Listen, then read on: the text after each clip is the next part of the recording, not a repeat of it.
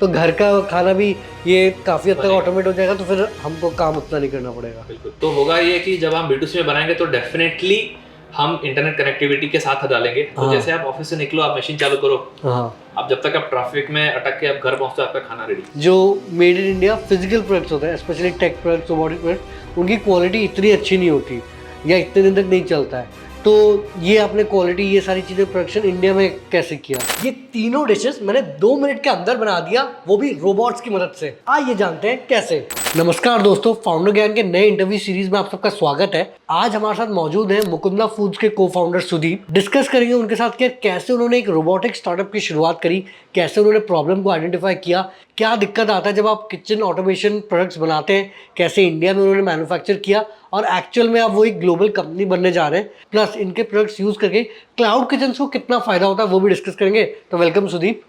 Thank you Arnab. तो सुदीप, जैसे कि आप एक रोबोटिक्स कंपनी चला रहे हैं, जब हम रोबोटिक्स का नाम सुनते हैं हमें लगता है यार बॉस्टन डायनामिक्स, ये सारे कुछ फैंसी चीज़ें।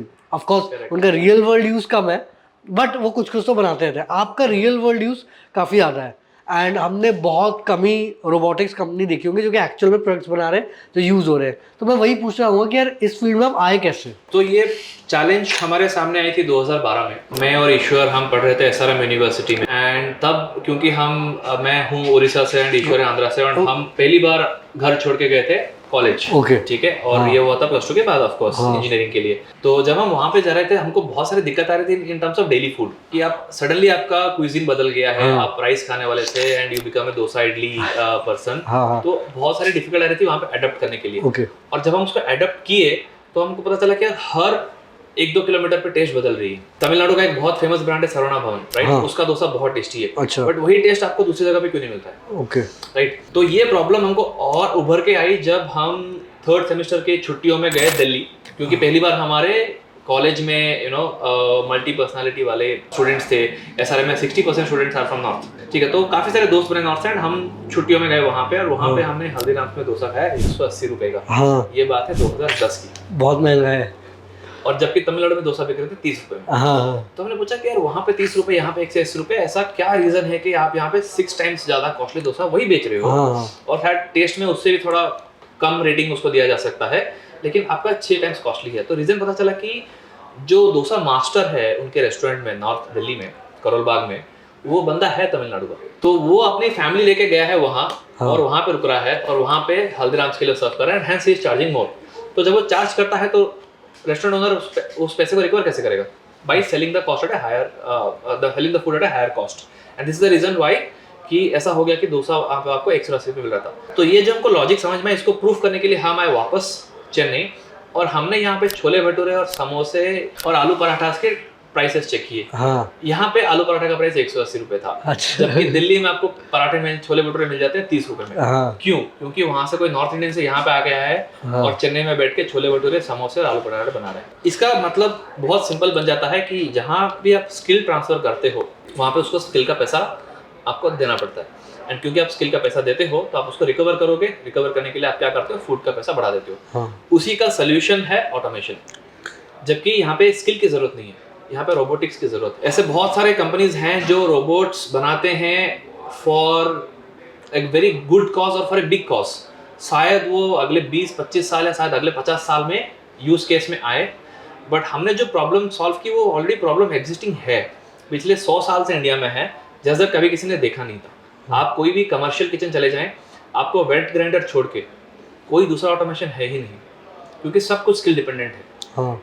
यही एक बहुत बड़ा रीजन था कि हम किचन में रोबोटिक्स लेके आए। एंड अभी मुकुंदा फूड्स का अप्रॉक्स वैल्यूएशन या किस रेंज पे है वैल्यूएशन? तो अभी हमारा वैल्यूएशन 300 करोड़ का है। 300 करोड़। हाँ। एंड साल का अप्रॉक्स कितना रेवेन्यू आप कर पा रहे हैं? हम लोग कर रहे हैं करीबन 20 से 22 करोड़। तो अभी कंपनी प्रॉफिटेबल है या ग्रोथ फेज पे अभी? अगर हम रिसर्च एंड डेवलपमेंट को हटा के देखें तो हम लोग ग्रॉस मार्जिन लेवल पे हर प्रोडक्ट में प्रॉफिटेबल है। ओके, बट R&D में अभी काफी इन्वेस्टमेंट है क्योंकि नए नए प्रोडक्ट्स निकालना है। वो कभी बंद नहीं होगा। हाँ हाँ। हमारा स्ट्रेंथ ही वही है। हाँ। हम इंडिया में शायद ग्लोब में हाँ हाँ सबसे बड़ा research and development team for food automation है हमारा। ओके, ग्लोब में पूरा? हाँ।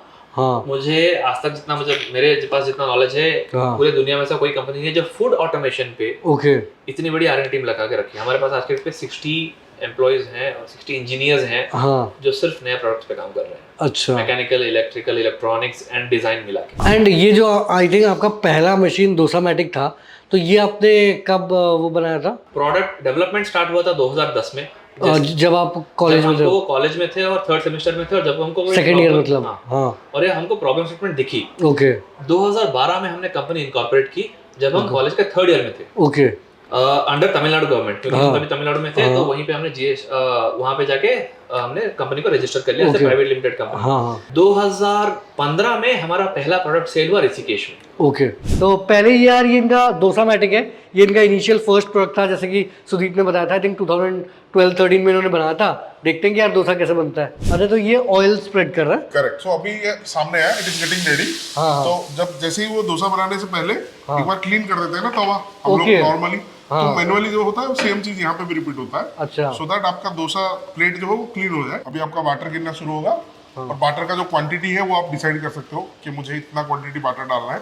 हाँ हाँ वो जैसे आप डालोगे डोसा बनना शुरू हो जाएगा। स्क्रीन में आप दिखा सकते हो, हाँ। उसमें आपका टेम्परेचर, टाइम और कितना टाइम के बाद बन जाएगा वो सब आपका फिक्स रहता है।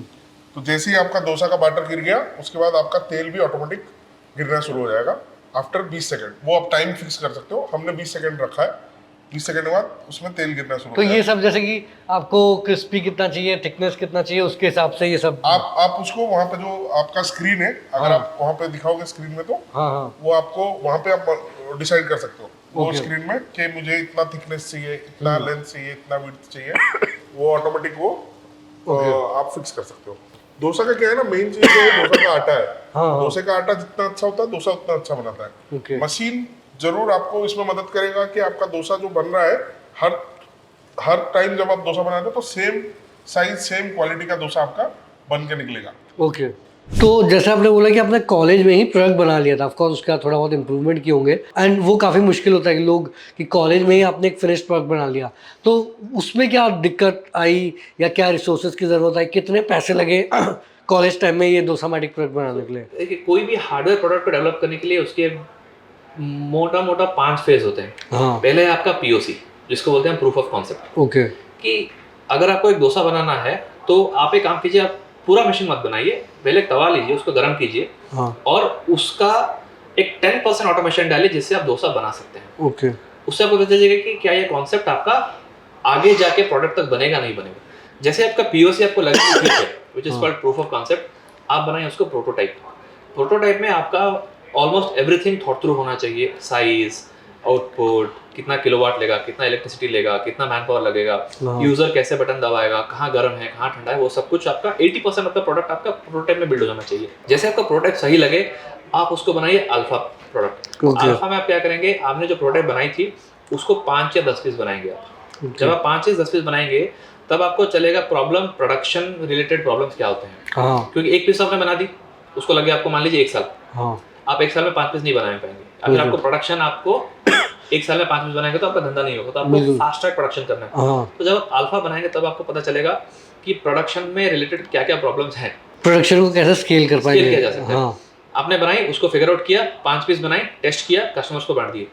हाँ और कहीं भी हमें लगता है, और हमारे लिए बहुत प्रूवन है, हाँ। कि कभी भी हम सैंपल्स फ्री में नहीं देते। ओके जैसे ही आप सैंपल फ्री में देते हो उसका कोई वैल्यू नहीं होता। हम बोलते हैं आप इसको पैसे दीजिए, खरीद के लेके जाइए, सर्विस के लिए हम आपके सपोर्ट में देंगे। हाँ। हम एक इंजीनियर लगा देंगे आपके दुकान पे परमानेंटली, लेकिन मशीन फ्री में नहीं देंगे। जैसे आप फ्री में देते हो, ना ही वो आपको एक्चुअल फीडबैक देगा, ना ही वो वैल्यू करेगा। यूज करेगा, क्योंकि हाँ। फ्री में मिला है। हाँ हाँ यूज हुआ तो हुआ, नहीं हुआ तो भी नहीं हुआ। बिल्कुल। लेकिन आपने उसको अगर 1.5 लाख रुपए देके डोसा मशीन बेचा है, हाँ अगर 1 मिनट भी काम नहीं करता है, वो आपको इमीडिएटली बोलेगा कि आपका मशीन में ये खराब है, या ऐसे करना चाहिए, वैसे करना चाहिए। वो आपको इनपुट देगा, और कस्टमर के इनपुट पे के बेसिस पे अगर आप प्रोडक्ट बनाते हैं तो वो बहुत जल्दी आपके मार्केट में आप उसको उतार सकते हैं। तो ये हो गया आपका अल्फा। अल्फा के बाद बनाइए आप बीटा। बीटा में आपने जो पहले 5-10 मशीन बनाए थे अल्फा में, उसको आप एटलीस्ट मिनिमम 3 टाइम्स कीजिए। ओके तो हम क्या करते हैं, 50 पीस बनाते हैं। जैसे हमारा 50 पीस जाता है बीटा प्रोडक्शन में, हम उसको वापस फ्री में नहीं देते हैं, इसको अगेन वी सेल दैट। हम इसमें क्या करते हैं, हम इसमें कैटर करते हैं मीडियम एंड बिगर ब्रांड्स को, अच्छा कि आप इसको ट्राई कीजिए, क्योंकि ये प्रोटोटाइप है, हो चुका है, अल्फा हो चुका है, और हम बीटा में जा रहे हैं। ये ऑलमोस्ट प्रोडक्शन का पहला वाला बैच है। हाँ यहाँ पे आपका प्रोडक्ट ऑलमोस्ट रेडी है, हाँ ठीक है, तो ब्रांड रेपुटेशन आपका खराब नहीं हो रहा है क्योंकि आप बड़े बड़े ब्रांड के साथ खेल रहे हैं अभी। बिल्कुल। बड़े बड़े रेस्टोरेंट हैं जैसे कि आपका डोमिनोज हो गया, वाओ मोमो हो गया, चायोज हो गया, जब उनके साथ आप खेलेंगे वो आपको दोबारा चांस नहीं देंगे। ओके। इसीलिए आपको क्या करना है, सिर्फ बीटा ही लेके जाना है। हाँ। जैसे आपका बीटा सक्सेसफुल हो जाता है उसका फीडबैक लीजिए एंड देन फिर आपका आता है production which is the final and fifth batch. Okay. Fifth batch के बाद आप उसको आप रेप्लिकेट कीजिए 100, 200, 500, 1000, उसमें कोई दिक्कत नहीं आएगी। हाँ। और ये कोई भी प्रोडक्ट को प्रूफ ऑफ कॉन्सेप्ट से लेके बीटा प्रोडक्शन खत्म करने तक एक अच्छे रोबोटिक इक्विपमेंट को बनाने में हमको करीबन लग जाता है 1 से 1.5 साल। ओके। ये पूरा 5 स्टेज खत्म करते करते। हाँ, हाँ। और हम 1.5 साल के बाद हम एंटर करते हैं प्रोडक्शन स्टेज पे। तो ये सब जैसे आपने अपने कॉलेज टाइम में किया तो इसमें आपको खर्चा कितना लग गया होगा, क्योंकि तब आई एम अज्यूमिंग आपके पास इतने ज़्यादा रिसोर्सेज या पैसे नहीं होंगे। तो हम क्या करते थे कि हम बिजनेस प्लान कंपटीशन में पार्टिसिपेट करते थे और उस वक्त स्टार्टअप का इंडिया में हल्का सा शुरुआती हुआ था। हाँ, राइट? हाँ, मैं बात कर रहा हूँ 2010, 11, 12 की। हाँ। तो बहुत सारे पैन इंडिया लेवल पे बिजनेस प्लान कॉम्पिटिशन होते थे जो हालांकि अभी बंद हो गए या काफी कम हो गए हैं। हाँ, हाँ। ठीक है, उस बिजनेस प्लान कंपटीशन में पार्टिसिपेट करते थे और ऐसा हमेशा हुआ है कि हम फर्स्ट प्राइज ही जीते अच्छा। और हमको वहां से मिल जाता प्राइस। अच्छा। जैसे हमने IIT बॉम्बे में बिजनेस प्लान कंपटीशन में 1 लाख रुपए जीता। अच्छा। IIM तिरची में बिजनेस प्लान कंपटीशन में 50,000 रुपए जीते। हाँ। हमारे खुद के कॉलेज के बिजनेस प्लान कंपटीशन में हमने 2 लाख रुपए जीता। अच्छा। ठीक है, तो वही पैसा हम जाते थे वापस प्रोडक्ट में। तो ये जब आपने बनाया प्रोडक्ट, मान लो कि अच्छा प्रोडक्ट बनाया, अब ये कि मार्केटिंग कैसे करोगे, क्योंकि एक नया प्रोडक्ट है, आई एम थिंकिंग कि एक कैटेगरी क्रिएशन टाइप का हो गया, उससे पहले इतने पॉपुलर प्रोडक्ट नहीं थे, तो इसका मार्केटिंग कैसे किया, राइट कस्टमर्स तक कैसे आप पहुंचे? तो जैसे हमने बताया कि हमने अल्फा और बीटा में हमने पहले ही बड़े बड़े कस्टमर्स को रीच आउट करना स्टार्ट किया था कि ये हमारा सैंपल प्रोडक्ट है, आप ऐसे लीजिए, ट्राई कीजिए और ये आपको बेनिफिट देगा। हाँ। तो जैसे ही हमारा वर्ड ऑफ माउथ बढ़ा फ्रॉम द बीटा बैच, हाँ। जब हमने 50 मशीन बनाया था, हाँ। अगर एक ब्रांड को अच्छा लग गया, ठीक है, एंड वो आपके पास 500 मशीन का ऑर्डर दे देता है, ओके। तो मार्केट बहुत लिमिटेड है इन टर्म्स ऑफ नॉलेज। हाँ। तो एक शेफ दूसरे शेफ को जानता है, एक प्रोक्योरमेंट पर्सन दूसरे प्रोक्योरमेंट पर्सन को जानता है, राइट? क्योंकि उनके बीच में कंपटीशन भी बहुत है। बिल्कुल। तो वर्ड ऑफ माउथ बहुत ज्यादा है। कह रहे वाओ मोमो ने खरीदा, चलो हम भी खरीद लेते हैं। हाँ। समोसा पार्टी ने खरीदा, समोसा पार्टी के लिए चलो समोसा सिंह भी खरीद लिया। अच्छा, दोनों ने खरीद लिया क्या? हाँ। अच्छा। तो ऐसा हो जाता है मार्केट में कि हमको बोलने की जरूरत नहीं पड़ती। अगर किसी ने एक प्रोडक्ट खरीदा और एक प्रोडक्ट बनाया, उसका वो सेल हो गया और उन्होंने उसकी मार्केटिंग कर ली कि हमने ऑटोमेटिक समोसा बनाया उनके खुद के ब्रांड के लिए, तब दूसरे लोग देख के वापस आते थे कि आपने उनको दिया, हमको भी दीजिए। ऑफ कोर्स आपने पहले डोसा मैटिक से शुरू किया, बट अभी मैं देख रहा हूँ कि आप मोस्टली B2B मतलब बिजनेसेस को कैटर करते हैं। बट क्या आप देखते हैं कि यार फ्यूचर ऐसा होगा जबकि आप डायरेक्टली कंज्यूमर, जैसे कि अब हम घर में राइस कुकर्स यूज़ करते हैं, माइक्रोवेव यूज़ करते हैं, तो ऐसे आपके कुछ प्रोडक्ट्स होंगे जो कि डायरेक्टली कस्टमर को सेल होंगे या अभी? डेफिनेटली होंगे। अच्छा। B2C में आज के रेट पे हमारी पर कैपिटा इनकम इंडिया की काफी बढ़ गई है और लाइफस्टाइल काफी बदल गया है। ओके। पहले ऐसा होता था कि सिर्फ हस्बैंड काम करता था, वाइफ हाउस रहते थे। हाँ। आज के रेट पे न्यूक्लियर फैमिली बहुत बढ़ गई है कंपेयर टू जॉइंट फैमिली, और न्यूक्लियर फैमिली भी हस्बैंड वाइफ दोनों काम करने लगे हैं। हाँ। तो इस चक्कर में आपको बहुत कम टाइम मिलता है टू कुक। हाँ। ठीक है, लोग कुक रख लेते हैं बट कुक रिलायबल नहीं होते हैं। बिल्कुल, राइट? बिल्कुल। हर 3 महीने में छुट्टी, या दशहरा, या दिवाली है, मैं नहीं आऊंगी, मेरा तबीयत खराब है। हाँ। बहुत सारे रीजंस हैं, आप उनके ऊपर रिलाई नहीं कर सकते। करेक्ट। तो उसी के रीजन की वजह से हमको डेफिनेटली लगता है कि B2C में बहुत अच्छा मार्केट स्कोप है। तो मतलब इवेंचुअली आप देखते हैं, क्योंकि अब जैसे कि रेस्टोरेंट्स या क्लाउड किचन ये सब तो ऑटोमेट हो रहे हैं, तो घर का खाना भी ये काफ़ी हद तक ऑटोमेट हो जाएगा, तो फिर हमको काम उतना नहीं करना पड़ेगा। बिल्कुल। ऐसे सी आजकल लोग ऑफिस से निकलते 7 बजे, घर में खाना, ट्रैफिक में 1 घंटा अटकने के बाद आप घर में पहुंचते हो 8 बजे थके हारे, एंड आपको लगता है कि अब क्या खाना बनाया, अभी तो आप करते हो स्विगी जोमेटो। हाँ। राइट? तो आता है खाना आपका मसालेदार through Swiggy Zomato in 10 minutes. But वो भी मुकुंदा फूड्स के ऑटोमेशन से बन के आता है। हाँ। बट फैक्ट इज कि अगर सी आज के डेट में हमारे सारे प्रोडक्ट्स IoT एनेबल्ड हैं। हाँ। Right? All the machines are connected to internet. हाँ। तो होगा ये कि जब हम B2C में बनाएंगे तो डेफिनेटली हम इंटरनेट कनेक्टिविटी के साथ डालेंगे। तो जैसे आप ऑफिस से निकलो, आप मशीन चालू करो, अब जब तक आप ट्रैफिक में अटक के आप घर पहुंचते हो, आपका खाना रेडी है। अच्छा, बिल्कुल उतना वो मुझे लगा राइस कुकर में एटलीस्ट कोई बंदा तो होना चाहिए राइस वाइस डाल के वो सब करे। आप सुबह राइस डाल के आ जाइए, हाँ। रख के, एंड आपका करी मशीन होगा फॉर एग्जांपल, तो करी में आप वेजिटेबल काट के मसाला डाल के आ जाइए। हाँ। और आप घर से स्टार्ट कीजिए। जब आप ऑफिस से निकले तो स्टार्ट कीजिए कि यार मेरा बना दो, और आप जब घर पहुंचे तो बन जाना चाहिए। तो फिर तो जल्दी आपको करना चाहिए, इन चीज़ों की काफ़ी डिमांड है मेट्रो सिटीज़ में। बिल्कुल। तो अभी जैसे कि आप बोल कि जो आपके ये प्रोडक्ट्स हैं ये मेड इन इंडिया है। नॉर्मली एक असम्पशन होता है कि जो made in India physical products होते हैं, specially tech products, robotic products, उनकी क्वालिटी इतनी अच्छी नहीं होती। या इतने दिन तक नहीं चलता है। तो ये आपने क्वालिटी ये सारी चीज़ें प्रोडक्शन इंडिया में कैसे किया, क्या क्या दिक्कतें आई, क्या क्या चीज़ों का ध्यान रखना ठीक है, पड़ा? जब मेड इन इंडिया प्रोडक्ट होता है तो अगर एक पर्टिकुलर प्रोडक्ट कंपनी, मैंने जैसे आपको बताया कि एक प्रोडक्ट डेवलपमेंट में 5 फेजेस होते हैं। हाँ। अगर आप 5 फेज क्रॉस करके प्रोडक्ट बनाते हो तो चाहे आप इंडिया में बनाओ, चाइना में बनाओ, यूएस में बनाओ, दुनिया के किसी भी कोने में बनाओ, आपका प्रोडक्ट बनेगा फैंटास्टिक। ओके।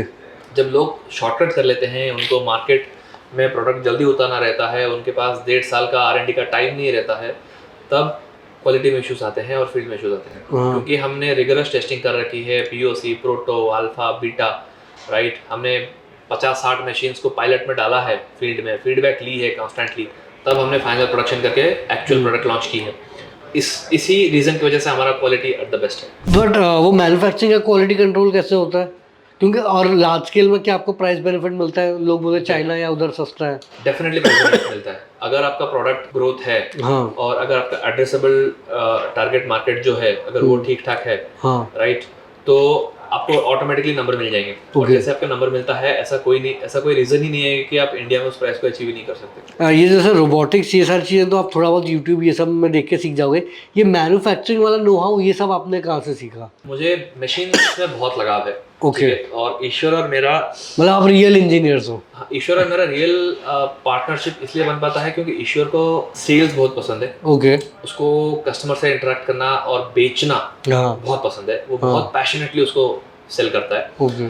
और मुझे मशीन से बहुत लगाव है। मुझे कैसे बनता है, क्यों बनता है, इसको कैसे कम किया जाए प्राइस को, मुझे उसमें बहुत इंटरेस्ट है। तो जब मैं आपको बोल रहा था कि कॉलेज में जब हम मैकेनिकल लैब में काम करते थे तो ईश्वर जाता था बिजनेस प्लान कॉम्पिटिशंस में ताकि Okay. वो पैसे जीत के लाए और हम उस फंड को यूज़ करें। हाँ हाँ। और मैं यहाँ पे लैब में मशीन्स के साथ काम करके प्रोटोटाइप बना रहा था। ओके। ठीक है, तो मुझे वो इंटरेस्ट हमेशा से है। हाँ। और मुझे आज तक जितने भी नॉलेज गेन हुआ है मैन्युफैक्चरिंग में या फिर उससे प्रोडक्शन में, मास स्केलिंग में, मुझे गेन हुआ है हमारे खुद के वेंडर्स से। ओके। मेरा दिन भर का काम ही यही है कि मैं सिर्फ लोगों से बात करता रहूं, दूसरे वेंडर से बात करता रहूं, क्या नया टेक्नोलॉजी है, क्या नया मैन्युफैक्चरिंग प्रोसेस है, कैसे क्वालिटी को इम्प्रोवाइज किया जा सके, कैसे प्राइस को कम किया जा सके। हाँ। वही आप वेंडर से बात करो, वो खुद आपको बताएंगे कि आप होता क्या है। जब आप वो कॉन्स्टेंटली करते जाते हो और जब आपको सक्सेस मिलता है, आप एक 20,000 रुपये के प्रोडक्ट को बनाने में अगर आप उसको 4,000 रुपये कम करें, आप 16,000 में बना लेते हो, तब एक सेंस ऑफ अचीवमेंट लगता है। एंड वो हमेशा से कंटिन्यू रहता है। आप सोचोगे मैं 16,000 को मैं 15,500 कैसे करूँ, ओके। 15,500 को फिर 15,000 कैसे करूँ। एंड एक एक बूंद से सागर बनता है। हाँ। तो हम लोग एक एक स्क्रू से भी पैसा बचाते हैं ओके। कि इस स्क्रू को कैसे ऑप्टिमाइज किया जाए। यहाँ पे 2 स्क्रू लगा हुआ है कि हम 2 शीट को जोड़ के एक स्क्रू में काम कर सकते हैं। ओके। तो वो लेवल ऑफ ऑप्टिमाइजेशन हम लोग प्रोडक्ट में करते हैं। एंड अभी आपका जो सबसे सस्ता प्रोडक्ट कौन सा कितने का है, सबसे कॉस्टलीस्ट प्रोडक्ट कौन सा कितने का है? हमारा सबसे सस्ता प्रोडक्ट है automatic fryer, 30,000 rupees. Okay 30,000। Okay. और जो हमारा सबसे कॉस्टली प्रोडक्ट है वो है वॉकी, हाँ। जो चाइनीज खाना बनाती है। हाँ। चाहे आपका फ्राइड राइस हो, नूडल्स हो, सूप्स हो, स्टार्टर्स हो, कुछ भी। ओके। वो आज के रेट पे करीबन 10,500 रेसिपीज उस मशीन में लोडेड हैं। ओके। ठीक है, आपको सिर्फ सिलेक्ट करना है। वो 10,500। एंड्रॉइड पे चलती है मशीन। हाँ हाँ। ठीक है, इंटरनेट कनेक्टेड है। आपको बटन दबाते ही मान लीजिए आपने लाइफ में कभी भी चाइनीज नहीं बनाया है। ओके। ठीक है, और मैं चाइनीज में 15 साल का एक्सपीरियंस रखता हूँ। सब सेम हो जाएगा। सब सेम। हाँ, मास्टर शेफ बना देंगे आप। बिल्कुल, मशीन गाइड करेगी आपको, अभी ऑयल डालिए, हाँ, हाँ। अभी सॉल्ट डालिए, Okay. अभी कैप्सिकम डालिए, अभी नूडल्स डालिए। हाँ। सब कुछ आपको मशीन, आपको सिर्फ मशीन के अंदर से डालते रहना, बाकी Okay. सबका मशीन कर रही है। हाँ, तो ये वोकी है जो कि एंड्रॉयड एंड इंटरनेट कनेक्टिविटी के साथ आता है और 10,500 से भी ज्यादा फूड आइटम्स ऑटोमेटिक बना सकता है। तो आपको जैसे ही आप ये स्टार्ट करोगे ना, यहाँ पे हाँ। मैं प्ले करूंगा, हाँ। प्ले करते ही मशीन स्टार्ट हो जाएगा। ओके। तो अभी आप मशीन में जैसे ही रोल करना स्टार्ट करोगे, machine is preparing, now you can see on the screen, हाँ, यहाँ पे मशीन आपका स्टार्ट हो रहा है। तो आपका नेक्स्ट स्टेप ऑयल कब डालना है मशीन बताएगा। अच्छा। और इसका जो रोलिंग है और जो टेम्परेचर है, जो स्पीड है और जो स्टेप्स है, ये अच्छा। पूरा प्री डिफाइंड है। अच्छा, इसमें लिखा है कि इसमें आएगा 20 सेकंड में ये चीजें हाँ, डालना हाँ। है। और हर स्टेप के बाद कितना सेकंड, तो जब बंदा है वो वहां पे उसको स्टैंड करने की जरूरत नहीं, वो जा सकता है, अपना काम कर सकता है, वो बताएगा आपको कि क्या क्या डालना है। तो मेन चीज कुकिंग में क्या होता है, आपका टेम्परेचर डिफरेंट लेवल, अब मतलब हर स्टेप में कितना टेम्परेचर होना चाहिए, हर स्टेप में कितने स्पीड में खाना बनना चाहिए, वो सब इसमें प्री डिफाइंड है, Okay. पहले से डाला गया है मशीन में। हाँ हाँ तो आपको जो ऑपरेटर है उसको खुद का दिमाग लगाने की जरूरत नहीं है, वो सिर्फ अपना स्क्रीन देखेगा कि क्या आ रहा है हाँ हाँ और क्या डालने के लिए मुझे बोला गया है। बिल्कुल। बाकी मशीन को पता है कि क्या, जैसे स्टार्टिंग ऑफ कुकिंग में जब आप स्टार्ट करते हो कुकिंग, आपका टेम्परेचर अलग होता है, हाँ हाँ बीच में कुकिंग के टेम्परेचर थोड़ा कम कर दिया जाता है, बिल्कुल। फिर एंड ऑफ द कुकिंग में आपको जो है टेम्परेचर बढ़ा दिया जाता है। हाँ, तो हाँ। आप देख सकते हो स्क्रीन में ऑटोमेटिक टेम्परेचर बढ़ता है और अपने आप घटता है, हाँ जो स्पीड है वो भी अपने आप घटता है, अपने आप बढ़ता है। एंड ये भी कितना 2 मिनट या 1 मिनट में बनता है ये यूजुअली? सो बेसिकली ये आपका अगेन रेसिपी पे डिपेंडेंट है। हाँ हाँ 2 मिनट के अंदर आपका खाना इसमें रेडी हो जाता है। अभी जो हमने बनाया है 2 मिनट में बनाया है। 2 मिनट के अंदर मैगी तो नहीं बन पा रही है but hakka noodles, hakka noodles बन जाता है आपका। रेस्टोरेंट वाले ही लग रहे हैं बिल्कुल। रेस्टोरेंट वाला ही लग रहा है। हाँ हाँ किचन में रोबोटिक्स लेके आए हैं, उससे पहले ज़्यादा हम टेक या ये प्रोडक्ट्स ऐसे ऑटोमेशन टूल्स किचन में यूज़ नहीं करते थे। आई थिंक इसका एक रीज़न ये भी है कि फूड को लोग ऐसे सोचते हैं कि यार एक इंसान बनाएगा, एक कुक बनाएगा, उसका टेस्ट ट्रांसफ़र होगा। तो क्या जब आप ने डिसाइड किया कि यार हम ऑटोमेशन या रोबोट्स लेके आएंगे, क्या उस लेवल की क्वालिटी मेंटेन हो पाएगी? मतलब ये कि आपको स्टार्टिंग से भरोसा था, क्योंकि इतना आसान नहीं है एक डोसा को एक रोबोट के थ्रू बनाना। करेक्ट। चाहे हम 2012 की बात करें जब हम डोसा मशीन स्टार्ट किए, चाहे हम 2023 की बात करें जब हमारे पास 21 ऑटोमेशन प्रोडक्ट्स हैं। ओके पिछले 11 साल में हमने 21 प्रोडक्ट्स को ऑटोमेट किया है, राइट।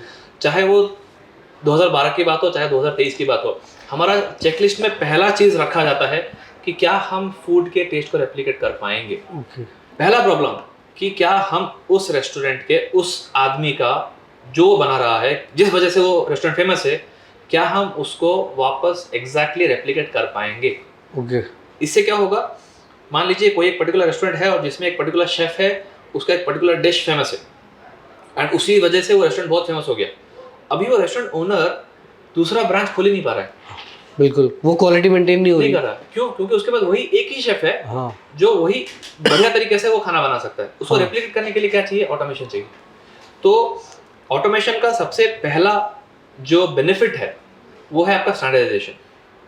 कि आप अगर आप कल को 100 किचन भी और 100 ब्रांड या 100 क्लाउड किचन भी खोल देते हो पैन इंडिया में, हर 100 जगह पे आप एग्जैक्टली वही टेस्ट रेप्लिकेट कर पाओगे, क्योंकि it is not made by A chef, it is made by A machine. Okay. आप एक ही जगह एक ही साथ शेफ को 100 जगह पे नहीं रख सकते, बिल्कुल। आप एक ही जगह रख सकते हो।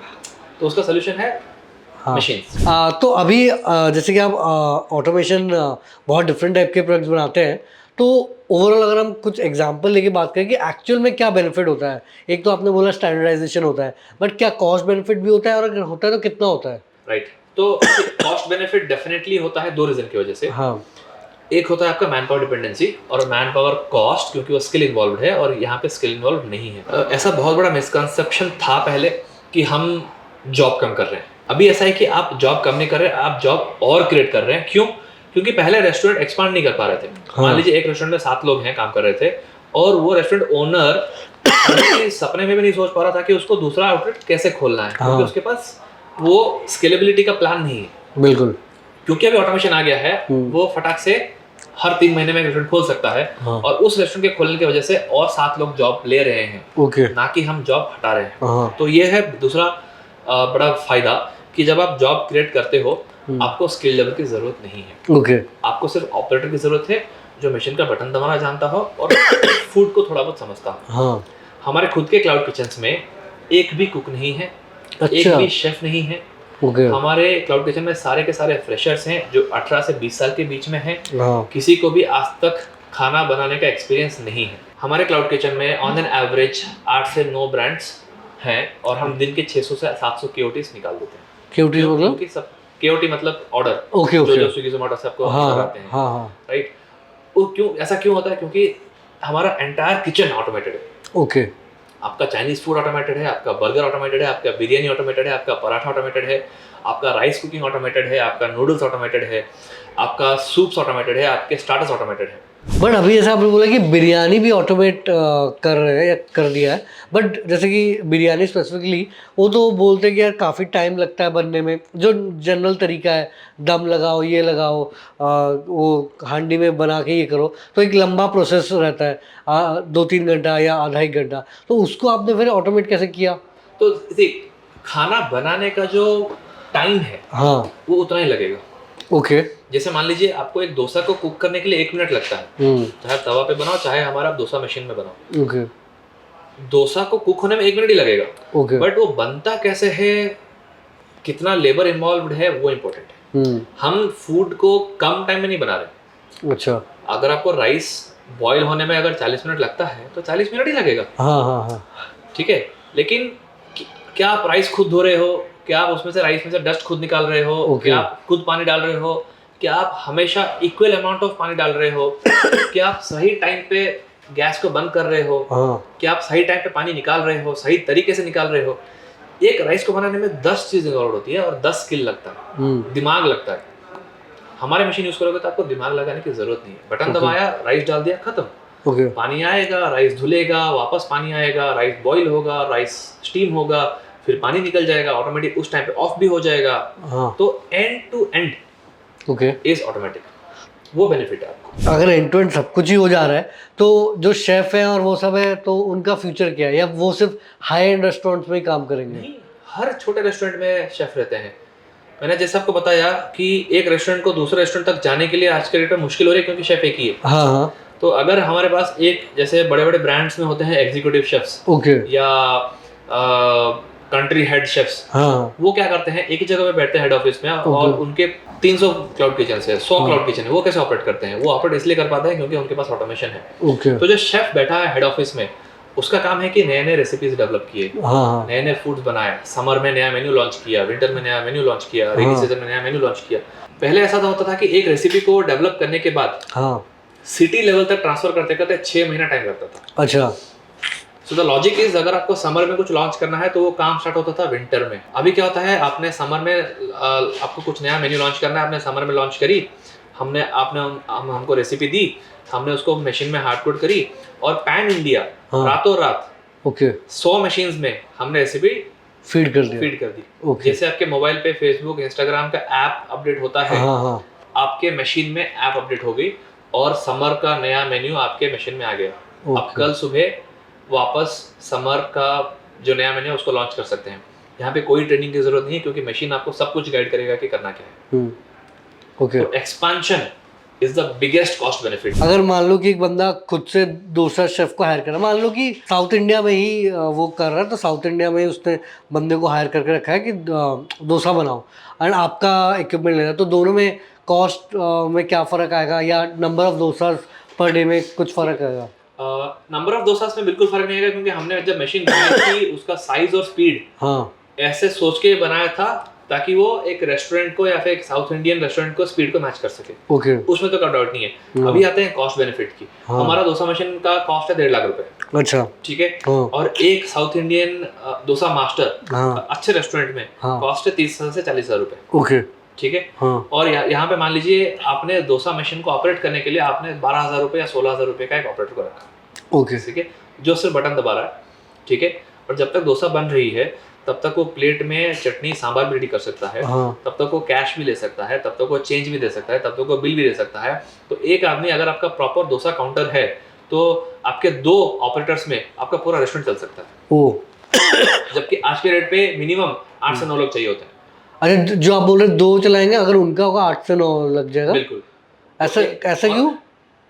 क्योंकि जब तक आपको मशीन डोसा बना रहा है, which is taking 60 seconds, 1 minute, आप कर क्या रहे हो? कुछ भी नहीं। हाँ तो उस दौरान आप प्लेट सर्व कर सकते हो। नहीं आपका तो पॉइंट समझ गया, बट जो पुराने मेथड से अगर कर रहा है, मान लो 2-3 डोसा मास्टर हैं उसके, बाकी 6 लोग फिर क्या करते हैं? सर्व करते हैं, कोई कैश ले रहा है, ओके, कोई ओके। डोसा मास्टर तो कॉन्स्टेंटली डोसा बना रहा है, उसको ऑटोमेटिक ऑयल डालना है, उसको ऑटोमेटिक पानी, ऑटोमेटिक बोल रहा हूँ, उसको मैनुअली ऑयल डालना पड़ेगा, डोसा बनने के बाद उसको पानी डालना पड़ेगा, झाड़ू मारना पड़ेगा, ओके हाँ हाँ अब वापस डोसा तवा रेडी करना पड़ेगा। हाँ यहाँ पे तो सब कुछ ऑटोमेटिक हो रहा है। ओके डोसा ऑर्डर आया, आपने बटन दबाई, बस, ओके जिसके लिए आपको लगे 2 सेकंड, हाँ हाँ आपको बाकी तो कुछ करने की जरूरत नहीं है। तो वो जो आपका टाइम बचा, हाँ उस टाइम पे आप कस्टमर को सर्व कर सकते हो। बिल्कुल तो उसलिए आपके नंबर ऑफ मैन पावर यहाँ पे डायरेक्टली कम हो जाता है। तो अभी जैसे कि आप बोल रहे कि इफेक्टिवली आप क्या कर रहे हैं कि जो एम्प्लॉय एक नॉर्मल रेस्टोरेंट में चाहिए ऑलमोस्ट उसका हाफ कर देते हैं, ऑलमोस्ट हाँ। है ना? हाफ तो है, एफिशिएंसी सॉरी कॉस्ट भी आपका हाफ हो जाता है। Correct. एफिशिएंसी आप बोल रहे हैं सेम ही रहेगा, एक नॉर्मल डोसा मास्टर जितना डोसा दिन का बनाता है आप भी उतना बनाता हो तो हमारा डोसा, आपका जो डोसा मास्टर है वो शायद थक जाए, मशीन नहीं थकेगी। हाँ हाँ, तो दिन का कितना बनता है? अरे वो तो डिपेंड करता है कितना चला, ऑर्डर के ऊपर। हाँ कितना हम लोग एक चलाते घंटे हो। में बना रहे 60। हाँ अच्छा 60 बन जाएगा क्या? हाँ, एक घंटे में 60 डोसा। हाँ वो तो नहीं बना अगर पाएगा। आप 10 घंटा चलाएंगे तो 600 डोसा। ओके ओके, समझ गया। आपके ऑर्डर के ऊपर डिपेंड करता है। हाँ हाँ हाँ, तो इससे प्रॉफिट मार्जिन भी इंक्रीज हो जाएंगे क्योंकि डोसा मास्टर तो एक घंटे में 60 नहीं बना पाएगा ना, तो थक जाएगा। और आप डोसा तवा पे देखेंगे हमेशा आपका गैस ऑन रहता है हाँ हाँ कि कभी भी ऑर्डर आ जाए तो क्या करें। ओके हाँ यहाँ पे आपका स्लीप मोड है। हाँ, तो आपने कभी कैलकुलेट किया कि प्रॉफिट परसेंटेज में आप रेस्टोरेंट को कितना बेनिफिट दे रहे हैं? 50%, 40%? हम ROI के बेसिस पे बोल सकते हैं। हमारा जो सबसे कॉस्टली प्रोडक्ट है, जैसे मैंने आपको बोला वॉकी, हाँ हाँ उसका ROI आपका मैक्सिमम 8 महीना। अच्छा ओके, उसके उसका बाद जो बिना 100% फायदा आपका। Okay okay okay. ये पूछना था कि ऑटोमेशन में सब स्टैंडर्डाइज तो हो रहा है, बट क्या कस्टमाइजेशन पॉसिबल है? क्योंकि डोसा के भी डिफरेंट वैरायटी हैं, बिरयानी के सबके डिफरेंट वैरायटी है, तो क्या कस्टमाइजेशन पॉसिबल होता है? 100% होता है। ओके जैसे मैंने आपको बताया कि हमारा एक प्रोडक्ट है फ्रायर, हाँ विच इज फुली ऑटोमेटिक है। Okay. एंड टू एंड आपका वो टेम्परेचर कंट्रोल भी कर लेता है, स्लीप मोड भी है उसमें। स्लीप मोड भी जब आपके पास ऑर्डर नहीं है ओके, तो मशीन सो जाती है ताकि हाँ। आपका पावर कंजप्शन ना हो। एसी जैसा ठीक है। हाँ तो और वो इंटरनेट से भी कनेक्टेड है, हाँ तो आपको शाम तक रिपोर्ट आ जाएगा कि आपने कितने फ्रेंच फ्राइज तले हैं, कितने पकोड़े तले हैं, या कितने चिकन नगेट्स तले हैं। ओके वो रिपोर्ट भी आ जाती है आपको। हाँ तो दूसरी बात ये है, आपका आया कस्टमाइजेशन की बात। हाँ। ठीक है, मेरा एक ब्रांड है, मैं फेमस हूँ फ्रेंच फ्राइज के लिए। ओके आपका एक ब्रांड है, आप फेमस है चिकन नगेट्स के लिए। हाँ दूसरा कोई ब्रांड है जो फेमस है भज्जी पाव के लिए, और एक कोई ब्रांड है जो फेमस है पकोड़े के लिए, राइट? तो आपका रेसिपी होता है। तो हमको मशीन्स में जब आप पहली बार हमारा इंजीनियर जाएगा इंस्टॉल करने के लिए, वो आपको पूछेगा आपका रेसिपी टाइमिंग कि फॉर एग्जांपल आप फ्रेंच फ्राइज 100 ग्राम तल रहे हैं, हाँ। आपको लगेगा कि ये फ्रेंच फ्राइज 80 सेकंड तक तलना चाहिए 190 डिग्री पे। ओके तो हम उस मशीन को सेट कर देंगे 190, और हम वहाँ पे मेन्यू लिख देंगे French fries 100 grams for 90 seconds. तो वो आपको क्या हो जाएगा, एग्जैक्टली 90 सेकंड्स में आपका मशीन स्टॉप हो जाएगी, आपका फ्राइज ऊपर आ जाएगा, आपको बजर बजेगा। आप चाहे किचन में किसी भी कॉर्नर में या दूसरे कुछ भी कर रहे हो, आप आ सकते हो। ना ही आपका फ्राइज अंडर कुक होगा, हाँ ना ही आपका फ्राइज ओवर कुक होगा। हाँ, बट ये मशीन पहले भी नहीं थी क्या? मतलब हर जगह से बर्गर आउटलेट में हम ये फ्राई देखते हैं। ऑटोमेटिक नहीं है, एक आदमी खड़ा है वहाँ पे, हाँ, हाँ। देख रहा है ब्राउन है, अच्छा, हाँ। गोल्डन ब्राउन हो गया, हाँ, हाँ। अच्छा फिर निकाला, अच्छा कुक नहीं हुआ, अच्छा वापस डाल ओके दिया। ओके, ऑटोमेटिक नहीं है हाँ ऑटोमेटिक नहीं है, हाँ। आपको कॉन्स्टेंटली एक आदमी खड़ा है हाँ, मशीन हाँ। के सामने। अच्छा अच्छा यहाँ पे आपने बटन दबाया, प्राइस डाले और चले गए। हाँ आपको लगा 90 सेकंड, 90 Correct. सेकंड के अंदर आप बॉक्स पैक कर सकते हो, टमाटो सॉस पैक कर सकते हो, बिल निकाल के सबमिट कर सकते हो, हाँ। स्विगी में एंटर कर सकते हो कि अच्छा ठीक है आओ आइटम रेडी है पिकअप कर लो। Okay. आप 1000 चीज और कर सकते हो। हाँ। यहाँ instead of standing and checking कि अच्छा ये हुआ कि नहीं हुआ। ओके मान लो आज आप छुट्टी पे हो, हाँ कल को मैं आया दुकान पे हाँ, और मुझे लगा कि यार ये फ्रेंच फ्राइज तो हुआ नहीं, मैंने 10 सेकंड और कुक कर लिया, तो ओवर कुक्ड हो गया। और कुक हो गया। हाँ तो कस्टमर को लगता है कि यार ये ब्रांड का ना मुझे फ्रेंच फ्राइज ऐसे ही पसंद था, लेकिन आज तो कोई दूसरा फ्रेंच फ्राइज आ गया, हाँ, क्योंकि हाँ। आपने उसको और ज्यादा क्रिस्प कर दिया या थोड़ा और कच्चा रख दिया। क्योंकि क्या हुआ, आदमी बदल गए। करेक्ट जब आप ऑटोमेशन पे लेके आते हो, चाहे आदमी है नहीं है, आपको मैं हूँ फर्क नहीं पड़ता ना। हाँ हाँ और ये सब एक किचन की बात नहीं है। आपके अगर मुंबई में किचन है, दिल्ली में किचन है, हाँ। और आपको कोई कस्टमर आपका मुंबई का रेसिपी पसंद है, अगर आपको दिल्ली में भी वो आपके किचन से ऑर्डर करता है, उसको वही फ्रेंच फ्राइज मिलेंगे, बिल्कुल।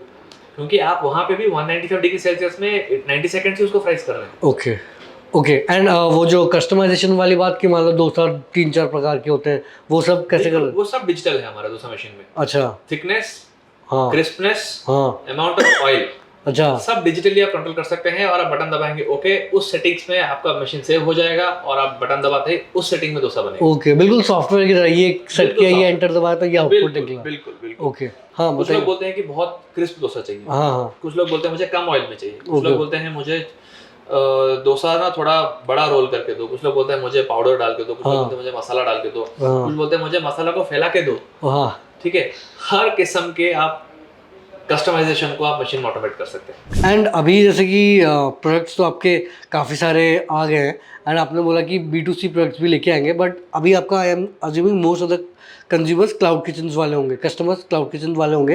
तो अगर क्या आप ऑलमोस्ट सारे क्लाउड किचन ऑटोमेटेड की तरफ जा रहे हैं या हो गए, या फिर अगर एक नॉर्मल बंदा क्लाउड किचन खोलता है और एक ऑटोमेशन के साथ खोलता है तो उसका प्राइस एडवांटेज कितना होता है in terms of investment, price, ROI, ये सब, बिल्कुल प्रॉफिट? बिल्कुल। जब आपने क्लाउड किचन इन्वेस्ट किया, मैं पहले बात करूंगा विदाउट ऑटोमेशन वाले Okay.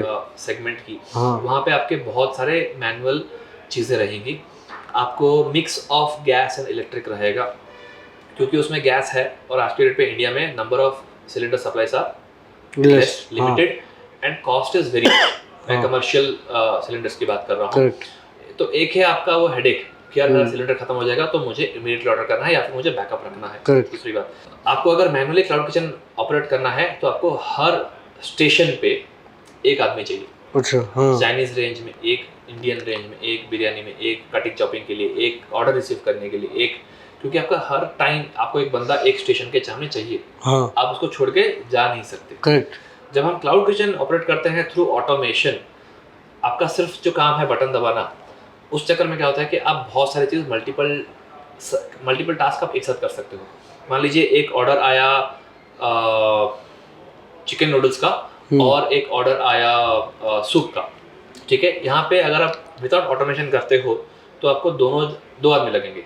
ओके। एक आदमी सूप बनाएगा, एक आदमी आपका नूडल्स बनाएगा। हाँ, हमारे केस में क्या होगा, आपके पास दो मशीन है, एक में आपने बटन दबाई, नूडल्स बनना स्टार्ट हुआ, जब तक बन रहा है आप दूसरे पे अपने। गए, हाँ, बटन दबाई, सूप बनना स्टार्ट हुआ, हाँ, एक ही टाइम में दोनों खत्म हुआ और आप पैक करके आए। कितने आदमी ने काम किया? सिर्फ एक। Okay, interesting. ठीक है।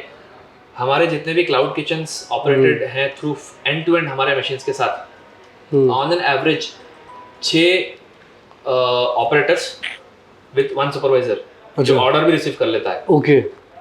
7 आदमी मैक्स हाँ, पूरा के पूरे किचन को रन कर सकते हैं। किचन मतलब ये कितना बड़ा? 1000 से 1200 स्क्वायर फीट तक का किचन, 8 से 9 ब्रांड एक साथ, 8 से 9 ब्रांड एक साथ, 7 आदमी। हाँ, तो ये मतलब एक कोई चाइनीज होगा, एक थाई होगा, एक इंडियन होगा, एक बिरयानी होगा, इस टाइप से। बिल्कुल। और अगर ये सिमिलर चीज एक नॉन ऑटोमेशन में करना हो तो ऑलमोस्ट डबल लगता होगा।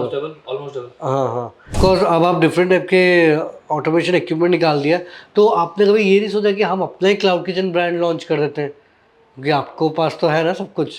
करेक्ट, बट सी हमारा स्ट्रेंथ है इंजीनियरिंग, हमारा स्ट्रेंथ है रोबोटिक्स। हाँ, हाँ, फूड को हम मशीन में बना तो सकते हैं, लेकिन फूड को डेवलप करना पड़ता है। हाँ, जिसके लिए आपको रेसिपी और ये सारी रेसिपी और ये सब, जिसके लिए आपको चाहिए शेफ। हाँ, बट उसमें हमारी एक्सपर्टीज है नहीं, ओके, और हम उसमें भी एंटर करना नहीं चाहते हैं। ओके, और अगर हम क्लाउड किचन कर भी लेते हैं, हाँ, ठीक है, तो हमको पूरा इंजीनियरिंग छोड़ के हमको घुसना पड़ेगा ऑप्स पे। ओके, हाँ, हाँ, उसके लिए हमको सीखना पड़ेगा। ऐसा नहीं कि हम नहीं कर सकते, बिल्कुल कर सकते हैं, हाँ, बट हमने जो पिछले 10 साल में हाँ, 7000 कस्टमर्स को सर्व किया है ओके, अक्रॉस 27 कंट्रीज, उसका जो लर्निंग है हाँ, उसको अभी आके लेके और बड़ा करना है, B2C में लेके जाना है और घर घर में मशीन्स पहुंचानी है। हाँ, उसके लिए अगर हम क्लाउड किचन में ओपन करना स्टार्ट कर ले और एक्सपांड करना स्टार्ट कर ले, वो दूसरा ही पूरा रास्ता हो दूसरा ही जाएगा। पूरा रास्ता हो जाएगा। एंड ऑलरेडी उसमें काफी प्लेयर्स हैं। एंड अभी एक ये भी नाम है कि आपने ये नाम कैसे डिसाइड किया, मतलब ये भी काफी थोड़ा यूनिक सा है। हाँ, तो नाम हुआ बहुत ही जल्दबाजी में। ओके, हमको रजिस्टर करना था हमारे कंपनी का नाम हाँ, 2012 में, जैसे मैंने बताया, और हमारे पास कुछ 4-5 दिन का टाइम था हाँ, उसको रजिस्टर करने के लिए। हाँ, तो ईश्वर कृष्ण भगवान के बहुत बड़े भक्त हैं, ओके, और हमारे रूम में, हाँ, कॉलेज की बात कर रहा हूँ, ईश्वर ने कृष्ण भगवान के काफी सारे फोटोज हाँ, लगाए थे एंड बहुत मानते हैं। और हमारे ऑफिस में भी आप शायद देखेंगे तो बहुत जगह पे कृष्ण भगवान के फोटोज भी हैं, शायद एक बाहर बे में है, कॉन्फ्रेंस रूम में है, हाँ, एंट्रेंस में है। तो मुकुंदा कृष्ण भगवान का दूसरा नाम भी है, ओके, राइट। तो कुछ ज्यादा सोचा नहीं, मतलब हाँ, भगवान का फोटो था सामने, दिखा और डाल दिया मुकुंदा। Okay, okay. एंड अभी रिसेंटली जब जोमेटो ने इन्वेस्ट किया था, उसके पीछे का थॉट प्रोसेस क्या था कि जोमेटो से इन्वेस्टमेंट लेने का? क्या वो जो 10 मिनट या 20 मिनट फूड डिलीवरी करने की कोशिश कर रहे थे, वो आपकी हेल्प से करना चाहते थे या क्या? हाँ, आइडिया तो वही था ओके, कि हमारे मशीन से खाना बने। हाँ, तो क्योंकि हमारे सारे रेसिपीज 2-2.5 मिनट्स के अंदर हम बनाते हैं हाँ, मैक्सिमम, ओके, तो आइडिया था कि 2-1.5 मिनट में खाना बने हाँ, और 7-7.5 मिनट में डिलीवरी डिलीवर हो। हाँ, तो आइडिया वही था, बट ऑपरेशनली वो डिलीवरी एग्जीक्यूटिबल नहीं था हाँ, कि 7 मिनट में आपका डिलीवरी एग्जीक्यूटिव पहुंच भी जाए, हाँ, पहले तो पैकिंग करके पूरा पहुंचना है। खाना पिकअप भी कर लो, डिलीवर भी कर लो। हाँ, हमने ये तो प्रूव कर लिया था कि हम 2-2.5 मिनट्स में खाना पैक करके रख सकते हैं। ओके, वो हमने प्रूव कर लिया, हाँ राइट। रही बात अगले 7 मिनट में क्या हो रहा था, हाँ है तो वहाँ पे ऑपरेशनल चैलेंजेस आए। Okay okay. एक चीज़ मैंने ये भी नोटिस किया कि जो पॉपुलर फूड ब्रांड्स हैं, जो बिगेस्ट फूड ब्रांड्स हैं, वो फॉरेन के हैं। चाहे आपके बर्गर वाले हो गए, पिज़्ज़ा वाले हो गए, फ्राइड चिकन हो गए, ये सब फॉरेन के हैं, मतलब वो हैं। बट जो ऑटोमेशन वाली कंपनी है साहब, वो अपने इंडियन हो। तो आपको क्या लगता है कि फ्यूचर में क्या ऐसी इंडियन कंपनीज ग्लोबल बन पाएंगी? क्योंकि वो कंपनीज तो ग्लोबल बन गई है, बट क्या हमारे जो ऑटोमेशन, चाहे आप हो या दूसरे प्लेयर्स हो, वो बन पाएंगे? उस लेवल पे हम ऑपरेट कर पाएंगे? जैसे मैंने आपको बताया कि आज हम 27 कंट्रीज में इंडिया को छोड़ के एक्सपोर्ट भी करते हैं, ओके। ठीक है। हाँ। और वो अगर इंडिया से प्रोडक्ट ले रहे हैं तो हम हैं ग्लोबल कंपनी। एंड अभी जैसे कि काफ़ी सारे एंटरप्रेन्योर्स या बडिंग एंटरप्रेन्योर्स करना तो चाहते हैं हार्डवेयर या specially mechanical, triple E, EC वाले बच्चे, आप उनको क्या टिप्स देंगे अगर वो इस फील्ड में एंटर करना चाहते हैं? अगर हार्डवेयर में बनाना है तो सिर्फ पहला रीज़न तो ये है कि क्या आप जेन्युइनली एक प्रॉब्लम को सॉल्व कर रहे हो, हाँ या आप सिर्फ इसलिए बनाए हो क्योंकि आपको एक आइडिया आ गया। ओके। अगर वो आइडिया आ गया तो शायद वो प्रोडक्ट ज़्यादा सक्सेसफुल ना करे जब तक आपके पास एड्रेसेबल मार्केट है नहीं। तो ये सब आपने स्टडी किया था कॉलेज में कि बिल्कुल। अच्छा। आपको पता था कि कस्टमर का पेन पॉइंट क्या है। हाँ हाँ हमने डोसा मशीन इसलिए नहीं बनाया क्योंकि हमको बनाना था। हाँ हमने डोसा मशीन इसलिए बनाया ताकि हम all over the globe dosa के प्राइस को स्टैंडर्डाइज कर सके। ओके। मैं क्यों दिल्ली में 180 रुपए देके डोसा खाऊं, हाँ मैं क्यों चेन्नई में 150 रुपए देके पराठा खाऊं। ओके। हाँ वो मेरा प्रॉब्लम स्टेटमेंट था। हाँ नहीं, बट ये वाइड इनफ प्रॉब्लम स्टेटमेंट है कि नहीं, वो आपने देखा था। ऑफ कोर्स दिल्ली वो है तो है। वो उसका जीता जाता सोल्यूशन है आपका KFC and Domino's and McDonald's. हाँ हाँ हाँ मैकडोनल्ड्स का दिल्ली का बर्गर का प्राइस देखिए, बैंगलोर का बर्गर का प्राइस देखिए, सेम है, बिल्कुल 60 रुपीज। मुझे अब समझ आया कि जो मैकडी KFC ऑटोमेशन करते हैं वो उन्होंने पूरी R&D सब कुछ लगी है। आप खुद कर रहे हैं सो दैट दूसरे ब्रांड उस लेवल का ऑटोमेशन यूज कर पाए, क्योंकि ये इंडियन प्रोडक्ट, हाँ। इंडियन फूड है। हाँ हाँ मैकडोनल्ड्स जो बना रही है या डोमिनोज में जो ऑटोमेशन है वो वेस्टर्न फूड है। हाँ, और वो उनके लिए है। आप बना रहे हो कि कोई भी इंडियन ब्रांड शुरू करना चाहता है या बिरयानी हाँ देसी फूड है, हाँ डोसा देसी फूड है, हाँ हाँ हमारा जो चाइनीज फूड है वो देसी फूड है, हाँ ठीक है। राइस इज देसी फूड, हाँ ठीक है। जो हम तलते हैं पकोड़े, भज्जी, चिकन नगेट्स देसी फूड है, हाँ ठीक है। पकोड़ा भज्जी तो मतलब इंडिया में कोई भी कोने में चले जाओ अलग अलग वैरायटी में मिलते हैं, तो मतलब पकोड़े तो मिलते ही मिलते हैं, बिल्कुल correct? बिल्कुल हाँ तो हमने कोशिश की कि इंडियन फूड्स को कैसे ऑटोमेट किया जाए ओके ताकि इंडियन प्लेयर्स ग्लोबल जा सके, हाँ, और कम्पीट कर सके compete इनको। कर सके। हाँ जैसे आज के डेट पे KFC देखिए, इंडिया में कुछ 700-800 आउटलेट्स हैं, हाँ, हाँ। मैकडोनल्ड्स का करीबन उतना है, हाँ डोमिनोज बाहर की कंपनी इंडिया में आके 1300 आउटलेट पे ऑपरेट कर रही है। हाँ हाँ, ऐसे कितने इंडियन ब्रांड्स हैं जो ग्लोबली ऑपरेट कर रहे हैं? या फिर सिंपल इंडियन ब्रांड तो इंडिया में ही इतने आउटलेट्स नहीं है, ग्लोबल तो नेक्स्ट स्टेप है। नेक्स्ट लेवल है। हाँ सरोना भवन एक है, हाँ हाँ जो शायद दुबई, सिंगापुर में है, 3-4 आउटलेट ओके, बाहर, इंडिया हाँ। के बाहर। हाँ बहुत ऐसे गिने चुने 5-6 ब्रांड होंगे हाँ जिनके इंडिया के बाहर शायद 5 से 6 आउटलेट होंगे, करेक्ट। उसके बाद तो नहीं। हाँ हाँ तो आइडिया है कि इन ब्रांड्स को कैसे हम सपोर्ट करें ताकि ये ग्लोबली भी एक्सपेंड कर सके। पहले तो ऑफकोर्स इंडिया में करना पड़ेगा, हाँ और जैसे ही इनका इंडिया में एक्सपेंशन कंप्लीट हो जाए हाँ they can start looking out for okay. International expansion also. तो दोस्तों ये था इंटरव्यू सुदीप के साथ। आपको समझ आ गया होगा कि कैसे उन्होंने अपने इंजीनियरिंग के पैशन से इतनी बड़ी रोबोटिक्स की कंपनी बना दी है और कैसे वो डिफरेंट प्रॉब्लम्स को सॉल्व कर रहे हैं और made in India robotics company बनाई है। तो वीडियो पसंद आया तो आप अपने सारे दोस्तों के साथ व्हाट्सएप, इंस्टाग्राम, फेसबुक हर जगह शेयर कर देना। चैनल को पक्का सब्सक्राइब करके घंटा भी दबा देना। आगे हम ऐसे ही और ज़बरदस्त एंटरप्रेन्योर्स को लेके आएंगे हमारे इंटरव्यू सीरीज़ में। एंड थैंक यू सुदीप कि आपने टाइम दिया हमें। Thank you Thank you. So much.